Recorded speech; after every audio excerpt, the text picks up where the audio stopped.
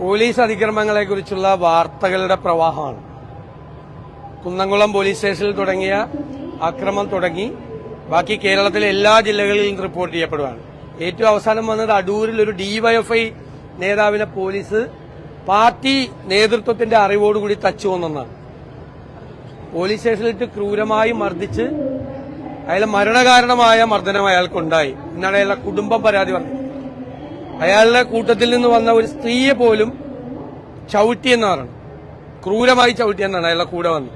DYFI നേതാവിന് കേരളത്തിലെ police സ്റ്റേഷനിലിട്ട് തല്ലിക്കൊല്ലുന്ന പോലീസാണ് കേരളത്തിലെ. ഇല്ലെങ്കിൽ എനിക്ക് പിണറായി വിജയനോട് പറയാനുള്ളത്, നിങ്ങൾ ആ സ്ഥാനത്ത് ദയവ് ചെയ്ത് തുടരരുതെന്നാണ്.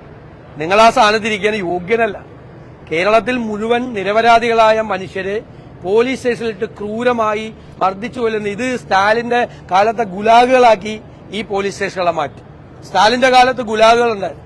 രാഷ്ട്രീയ എതിരാളികളെയും സാംസ്കാരിക പ്രവർത്തകരെയും എഴുത്തുകാരെയും എല്ലാം ക്രൂരമായി പീഡിപ്പിച്ചു കൊല്ലുന്ന ഗുലാഗുകൾ ഉണ്ടായിരുന്നു. ആ ഗുലാഗുകൾക്ക്, സ്റ്റാലിന്റെ കാലത്തെ ഗുലാഗുകൾക്ക് സമാനമായി കേരളത്തിലെ പോലീസ് സ്റ്റേഷൻ മാറിയിരിക്കുകയാണ്. ഈ അഭിനവ കേരള സ്റ്റാലിൻ കേരളം ഭരിക്കുന്ന കാലത്ത് ഒരു ഡിവൈഎഫ്ഐ പ്രവർത്തകന് വരെ ഇതാണ്. നേതാക്കന്മാര് അയാൾ എന്തോ രഹസ്യം പാർട്ടിക്കാരെ കുറിച്ച്, അവർ നടത്തിയ തട്ടിപ്പിനെ കുറിച്ചുള്ള രഹസ്യം പുറത്തുവരും എന്ന് മനസ്സിലായപ്പോൾ അയാളെ ഒരു കള്ളക്കേസിൽ കുടുക്കി പോലീസ് സ്റ്റേഷനിൽ കൊണ്ടുപോയി SHO ഉപയോഗിച്ച് ക്രൂരമായി മർദ്ദിച്ച് അയാൾ മരണകാരണമായി എന്ന് കുടുംബം അവര് പരാതി കൊടുത്തിട്ട് പോലും ആ പരാതി പോലും പാർട്ടിക്കാർ കൊടുത്തില്ല. പത്തനംതിട്ട ജില്ലയിലൊക്കെ ക്രിമിനലുകളാണ് പോലീസ് സ്റ്റേഷനുകൾ ഭരിക്കുന്നത്. ഇതിനു മുമ്പ് ഞങ്ങൾ ആരോപണം ഉന്നയിച്ചിട്ടുള്ളതാണ്. ഇതിനൊന്നും ഒരു നടപടിയെടുക്കാതെ ഇത്രയും ദിവസമായിട്ട് മൌനത്തിന്റെ വാൽമീകത്തിൽ ഒളിച്ചിരിക്കുകയാണ് കേരളത്തിലെ മുഖ്യമന്ത്രി. എന്നിട്ട് വേറെ ആളാണ് മറുപടി പറയണത്.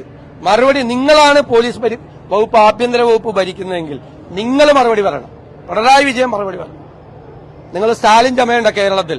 ഇത് സ്റ്റാലിന്റെ റഷ്യയല്ല, ഇത് ജനാധിപത്യ കേരളമാണ്. നിങ്ങൾ സ്റ്റാലിൻ ചമയണ്ട എന്നാണ് ഞങ്ങൾക്ക് ആവശ്യപ്പെടാനുള്ളത്. രണ്ടാമത്തെ കാര്യം, ഈ ഗവൺമെന്റ് ഞങ്ങൾ ഇതിനു മുമ്പ് നിയമസഭയിൽ കൊണ്ടുവന്നതാണ്. ലോകത്തുള്ള എല്ലാ അസുഖവും കേരളത്തിലുണ്ട്. അതിനെ നിയന്ത്രിക്കാൻ ആരോഗ്യവകുപ്പ് ഒന്നും ചെയ്യുന്നില്ല. ഇപ്പൊ അമീബിക് മസ്തിഷ്ക ജ്വരം എന്താണ് ചെയ്യേണ്ടതെന്ന് സർക്കാർ യാതൊരു പിടിയില്ല. എത്ര പേര് മരിച്ചെന്ന് സർക്കാരിന് അറിയില്ല.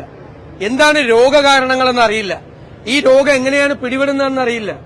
ഇത് ജലജന്യ രോഗമാണോ? ഇത് ചെളി കെട്ടിക്കിടക്കുന്ന സ്ഥലത്ത് ആളുകൾ മുങ്ങിക്കുളിക്കുന്നത് മൂലം ഉണ്ടാകുന്ന അപകടമാണോ? എന്താണ് എന്ന് പറഞ്ഞ് ആളുകൾ മരിച്ചുകൊണ്ടിരിക്കുകയാണ്. ഇപ്പൊ തന്നെ 6 പേര് ഈ മാസം മരിച്ചു. ഇപ്പൊ 16 പേര് മരിച്ചു അമീബിക് മസ്തിഷ്ക ജ്വരം കൊണ്ട്. എന്താണ് രോഗകാരണം? എന്താണ് രോഗലക്ഷണം? രോഗം വരാനുള്ള സാധ്യത എന്താണ്? എന്തിനാണ് ആരോഗ്യവകുപ്പ്?